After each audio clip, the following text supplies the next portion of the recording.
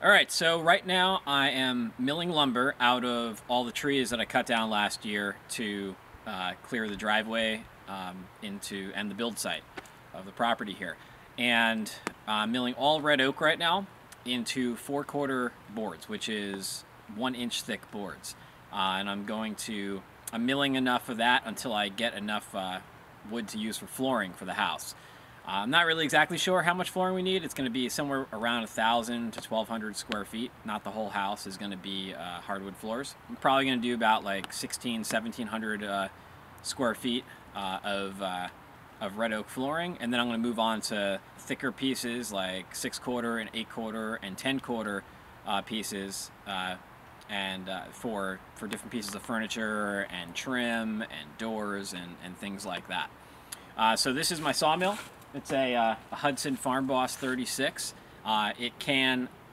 Theoretically, it can break down a log that is 36-inch diameter. Cut the skins off all 4 sides and you come down to a cant. The actual opening, the actual mouth that the blade can cut is 22 inches. So the idea is that you cut off the skins off a 36-inch log and then you come down to a 22-inch cant. 22 inches width and height, and then you can start cutting boards out of that. The biggest stuff that I'm cutting here is about 16 inches, maybe 18-inch diameter, so not too big. So I'm going to take you through the whole process here, from selecting a log, cutting the log to an appropriate length in anticipation of stacking it appropriately, neatly and orderly, to deciding how you're going to make the cuts, depending on what you're going to be using the boards for, and the size of the log will dictate that, and how to stack it, dry it, the whole thing. So I'm going to get started by selecting a log, so let's do that.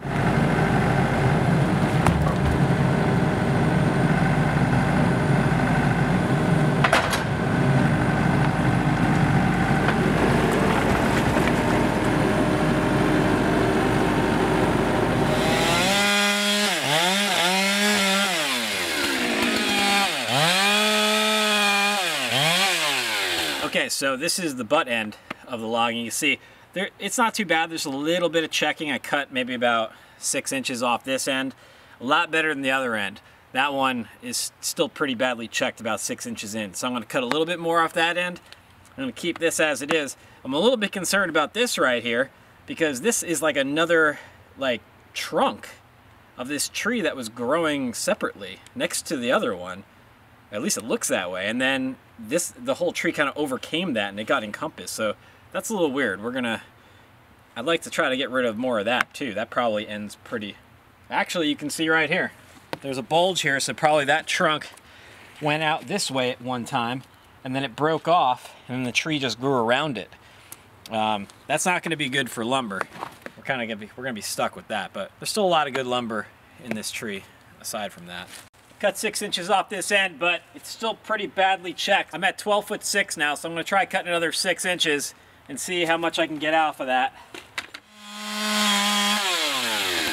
Still checked, but it's a lot better. Okay, so this is my my end sealer here. It's actually called, the brand is Anchor Seal. Company UC Coatings in Buffalo. They're pretty much the only ones that make good end sealer that I know of. Just painted on liberally on the end grain. You do not want to be skimpy on it. You want a nice thick waxy coat. Now, I was saying before that I should have done this when I cut the logs last year. It maybe could have saved some of this checking from occurring. It's not too late to do it now, even though I'm going to mill the lumber. During the drying process, during the air drying process, because this lumber is going to sit outside for about a year at least here on the property. And during that time, even though now that we have all these wood flat faces exposed that it can dry off those faces, it's still lots of times can still check from the end grain. So this is going to help stop additional checking from happening during the drying process of the lumber. So we're just going to get both sides here. Okay, so about to roll this log onto the machine here. A couple things. One is the dogs need to be up. These guys right here will stop that log where it needs to be. As you can see, this sawmill is on wheels. It can be towed. The caveat to that is that the bed is up high. It's up about 2 feet here, so you can't, you know, roll a log onto it from the ground. You need to pick it up and drop it on. So this may not be the right mill for you if you're just trying to like roll logs onto your mill. For me, I need to move it around, and I'm really lucky to have a skid steer that I can use all the time. So I'm just going to take the skid steer here and just unload that log off the forks and roll it right onto the bed of the mill. The dogs are up right now, and that's going to stop the log from rolling off the back side of the bed. This is a really big log, so I don't want to risk like slamming it into the mill, so I'm going to roll it off by hand.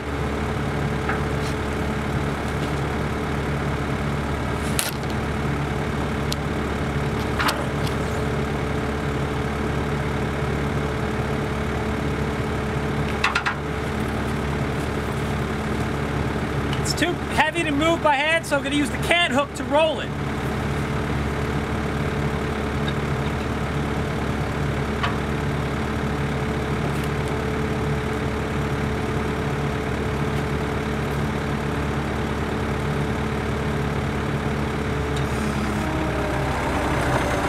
Okay, so orientation of the log on the mill. You can see here there's a check going across this way, and there's another little check that meets this one halfway through. This whole area is check free. In a lot of cases, there'll just be one check going across the diameter of the log. And in that case, when you start making your cuts, you want to basically keep this line parallel with two sides and perpendicular to the others. So you basically want it running straight. Once you get like a square cant out of this, you want this thing running straight this way or straight that way. That's going to allow you to isolate that check to like 1 or maybe 2 boards in the center of the log, where all the other boards don't have, they're check free. In this case, I got this check right here, which is going to really be a hindrance to that. So if I make my cant exactly like this in this orientation, which is how I am going to do it, it's keeping this one as vertical as possible. I'm going to turn this thing so that this check is horizontal. So when I cut my boards off, I'll just capture that whole check in 1 or 2 boards. However, this check is going to be running vertically. So I'm going to get that check in every single board above, basically for this half of the log. There's really nothing I can do about that. The other thing to consider is checks on the other side of the log. It's nice when the check on the other side matches the same orientation as a check on this side, because then that works great. You can capture basically that check on that side and the check on this side, both of those checks in those 1 or 2 boards in the center. If you had a check on the other side going like this way, well, then there's pretty much no option. You're going to get checks. You can avoid all the checks of this one by turning this thing horizontal, but on the other side, your check will be going across diagonally, and you'll capture the check on the other side on most of your boards. So, you know, you're basically just trying to figure out like what the best way to average the checks on this side and the checks on that side out, where you're going to capture the check in as few boards as possible. It's not rocket science. So that's one thing. So this is a pretty good orientation here right now. This check is running vertically. I like that. The other thing you need to consider when orienting your log is what types of boards you want to get out of it. That's going to require me to explain a little bit about the different cuts you can get out of a log. So I don't know if this is going to show up at all, but yeah, it shows up. So what I'm doing here is I'm just drawing like a simulation of the grain. So those rings basically, you know, they dictate the grain and what each board is going to look like and the structural properties of each board. So basically, there's a few different ways you can saw this. If you do what's called plane sawing, you're basically just cutting a board here, cutting a board here, cutting a board here, cutting a board here, and as you go down, let me actually draw that. You cut boards like this. Okay, and so what you end up with is different angles of grain in each board. This board up here, basically the grain is pretty much flat. You see that? You got the grain a little bit of curve, but it's pretty much flat running across that board. In this one, it's like, it's not quite at a 45-degree angle. It's like, it's a little bit less than that. So the one where it's running flat, we call that flat sawn. And that's where you're going to see cathedrals, like those shapes, like a cathedral, like a mountain and stuff that is typical seeing in wood.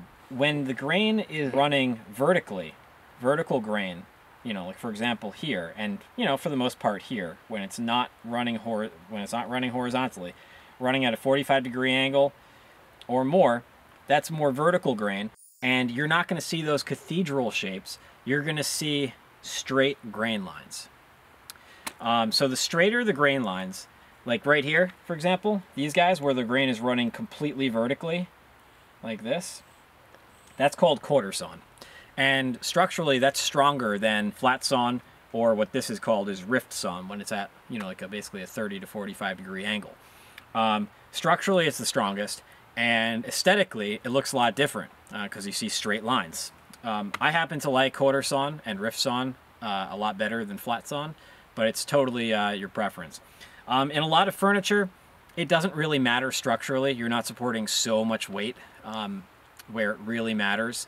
If it's flat sawn or rift sawn or quarter sawn, it's mostly an aesthetic thing. But there are some times, like for table legs, for example, a lot of people like rift sawn for the aesthetic, but also for the strength it gives. When you're talking about structural members, like load-bearing beams, quarter sawn would be the best because it's the strongest. You put that vertical grain up there, and then it can withstand a lot more vertical force than if you had a beam that was all flat sawn, like this up here.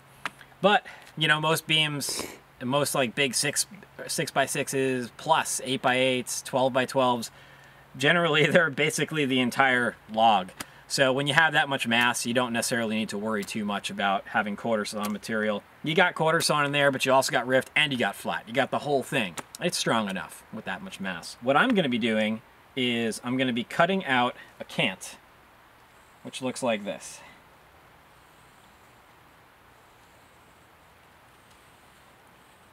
So basically I'm going to cut out a square. I'm going to cut all these skins off. So I get a square, what they call a cant. And then from that, I'm going to cut my boards out. So let's actually move to the other end and I can redraw how I'm going to saw this log.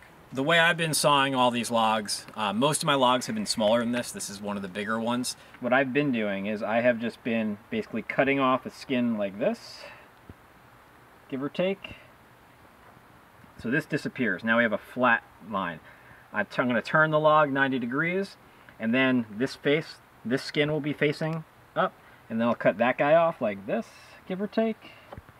And then I'll turn another 90 degrees, and I'll cut this skin off like so. And then I'll turn it the last 90 degrees and cut this guy off. So what I end up with is the cant. And then from that, like I said, most of my logs have, you know, this cant is like, this cant's going to be somewhere around, you know, well, it's narrower, it's a smaller diameter on the other end, so it probably won't be quite this big, but it's going to be at least 12 inches. I've been dealing with a lot of cants that are between like, you know, 7 and 10 inches. So in those cases, I can't really break it down and cut and get different cuts out of it. I have to just basically plane saw it, which looks like this. So basically, I'm just going to cut boards. And remember, I'm cutting 4/4, so inch-thick boards. Cut one board up here, and then the next board down here, and then the next board down here. So what I end up getting is a variety of different cuts. The first couple boards are flat sawn, with the grain going more flat. And the next couple are going to be rift, with the grain going between 30 degrees and 45 degrees, like this. And then when I get down to the center of the log, it's all vertical grain, so it's all quarter sawn. So it's a mix of different cuts I get out of a log like this. When it's a lot smaller, all that grain is more compact, the circle's smaller, so like honestly I kind of get like a few like flat / rift sawn boards, and then I get like maybe 1/4 sawn board, and the rest are all flat / rift sawn again. So that's how I'm going to do it. I'm going to probably keep these, I might keep these boards the full width, 12 inches, and then break them down later in the shop once they're dry. If I really do get 12 or more inches of width out of it, I might turn them all 90 degrees and then cut them all down to like 6 inches of width. We'll just see. If it's wide enough, if it's worth cutting them again, I will. So I'm going to start up the mill and make the first cut. Okay, so to start off with, I need to lower these dogs a little bit. I got a handle to do it on the other side. I'm just showing you here. I'm going to get them lowered to about here because I don't want to have any chance of hitting the blade against these metal dogs. It'll ruin the blade. So I just want to keep them a little low. So I'm going to like leave them about here. I'm going to do that with the handle on the other side. I'm going to lock it in at that height. Now I can roll this log against them so if they stay put, the log stays put, and they're low enough so that there's no danger. Alright, I'm going to use the cant hook here to roll this thing against the dogs. And now I'm going to get this little guy. This is like another dog, different type of dog, mechanical. It's got a little spike. A hammer into the wood. Now it's not going to roll backwards on me. Give him a couple more whacks. Now I gotta tighten it. This is gonna lever the log over and make solid contact with those dogs. Yep. And now this log is secure and ready for milling. Alright, so this thing has a winch, which I'm gonna bring the blade down to about where I need to cut it at.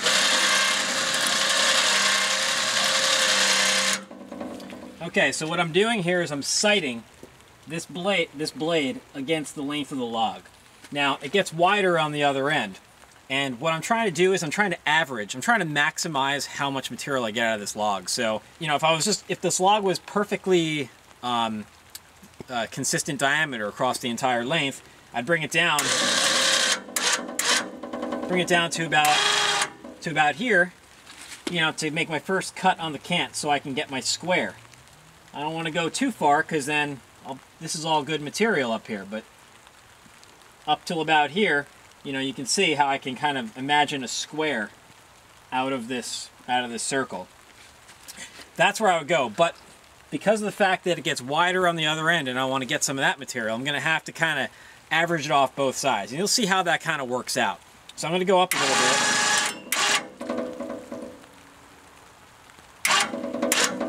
Now I'm going to start this cut really skinny on this side and come out wider on the other. So this is just a 23 horsepower small motor. It's a Briggs & Stratton 23 horsepower. Just start it like any small motor you do. It's got a choke, which this engine's warm, so I don't need to use it. I'm just going to start it up.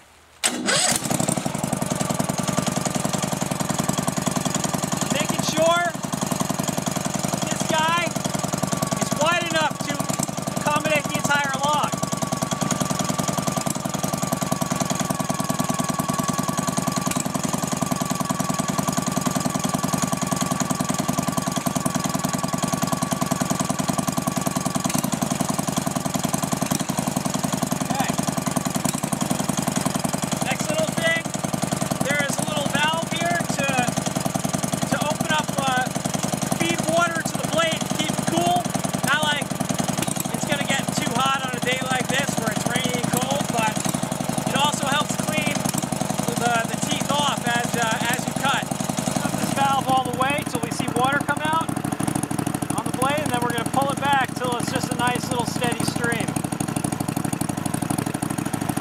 A trickle stream.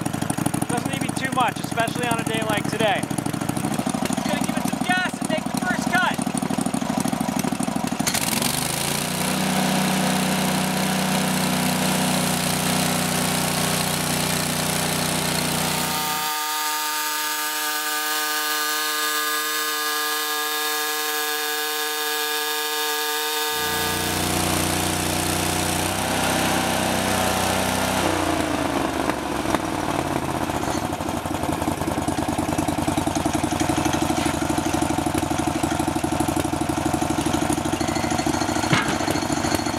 Okay, so, you know, where I want my square to be, on this side, this cut is a little narrow. I really want it to be out to here. But like I said, since the other side is wider, I need to average, make this one a little narrower and make that one a little wider. So we'll take a look at the other side. Okay, so on this side, we're really wide because we cut deeper into the wider end of the log. So like I said, a little narrow on that side and a little wide on this side gives us a good average. On this side, we're probably gonna only come out to about here for our cant. And here. Okay, so next step is to spin the log. I'm gonna pull out this dog here that okay, free that up. And I'm gonna put those dogs up all the way.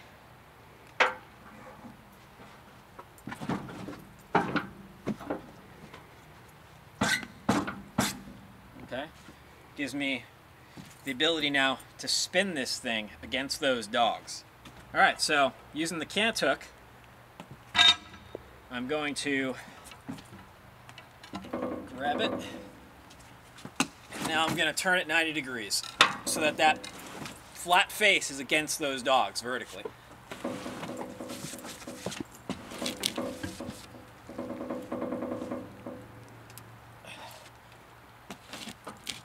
Okay, and now I'm going to put this little dog in. I'm going to get the dogs behind at about half height before I do anything else, because you want that in place before you tighten against them.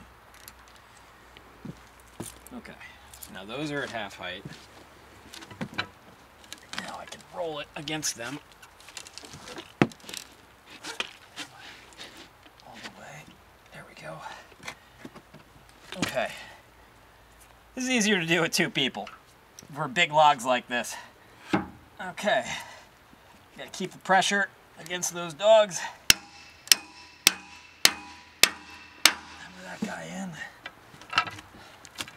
Okay, make sure that I am up against them, and I am. And now tighten this guy against them.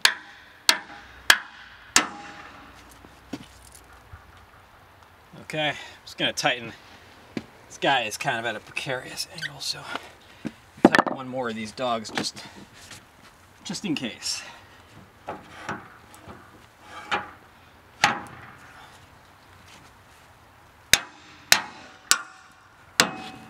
All right, now we're ready to pull the power head back and line up our second cut.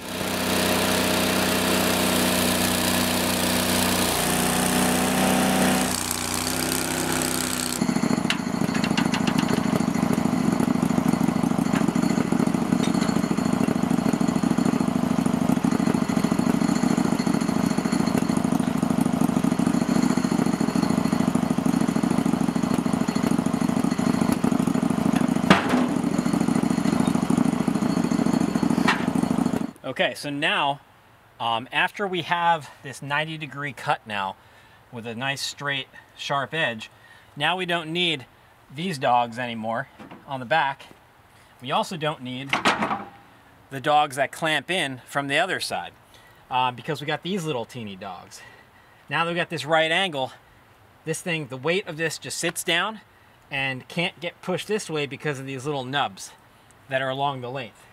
Now, they don't have to make contact everywhere. See, I have a little bit of curvature of the log still over there. But they're making contact with enough places to hold the log where it's at. So now, with just using these, I can make the last two skin cuts.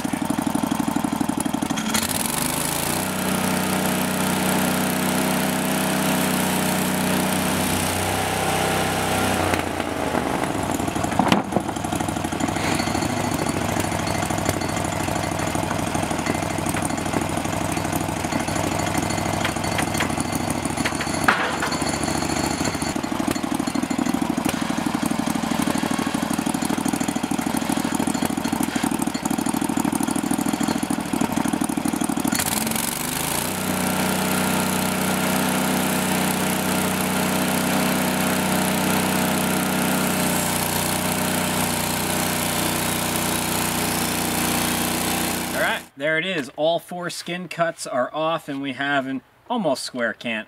This was a little bit challenging for just me by myself because it was such a big log to hold it up against the dogs and get the other dogs in to hold it still, but it's pretty good. It'll work really good nonetheless. And we have, it's 11 3/4 by 12 inch.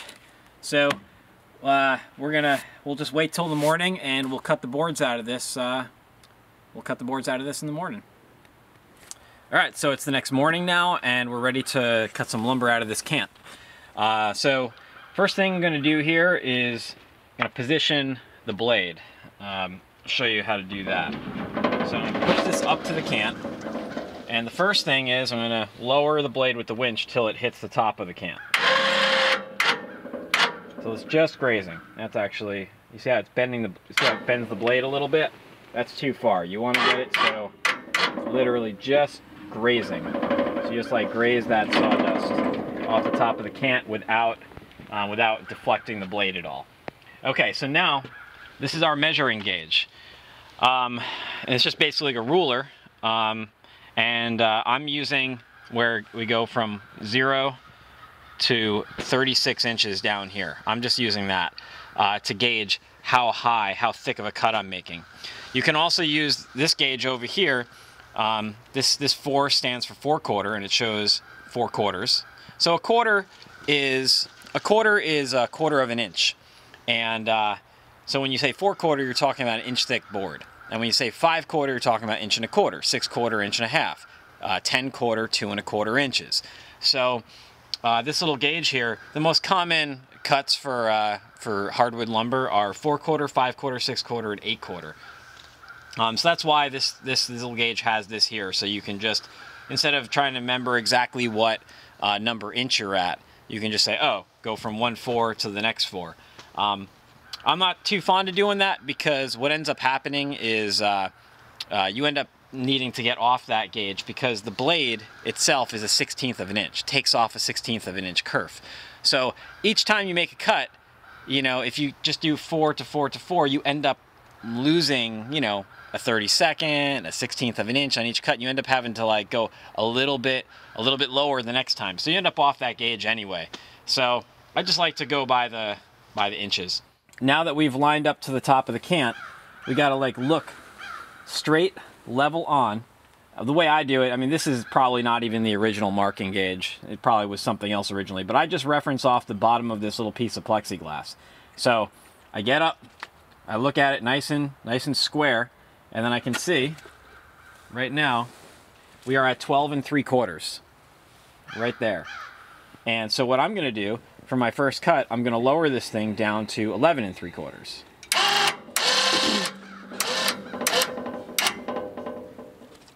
Okay, so now I'm at 11 3/4, and as you can see, the blade, it's gonna hit, and it's gonna cut pretty much exactly an inch board off the top of this cant.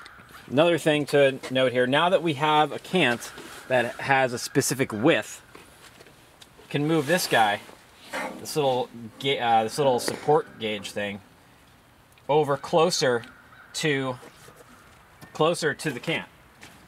And what this does, it supports the blade so that there's less deflection, so that the blade it'll be less apt to bow one way or the other when you're cutting through the log. Okay, so just gonna start it up and make the first cut.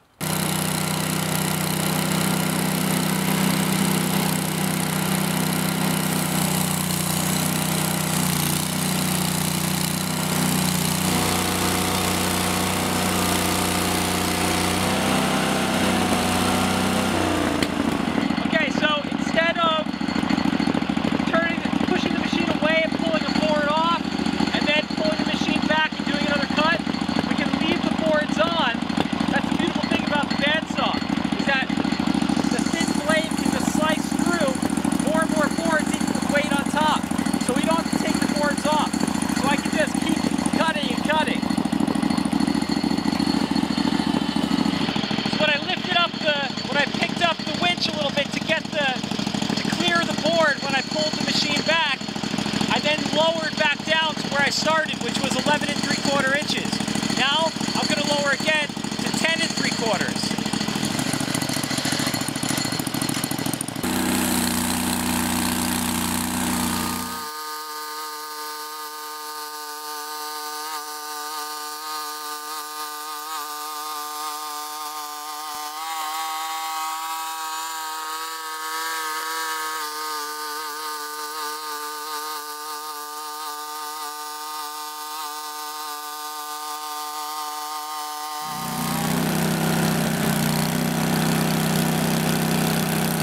Okay, so now that I got a few boards cut, you can see what I was talking about earlier about capturing the pith in a board or two.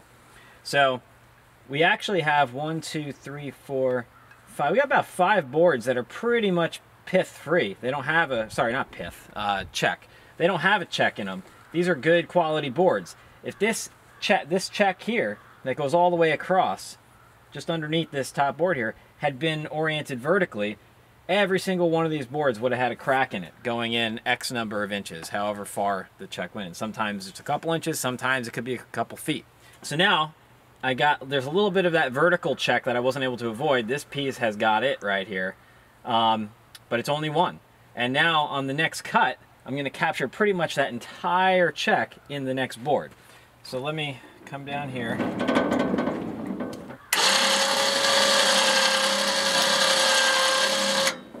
Forgot where I was in the last one. I was at 6 5/8. So I'm going to go down to 5 5/8. Okay. So now you can see that next board, it's going to take 90% of that check with it.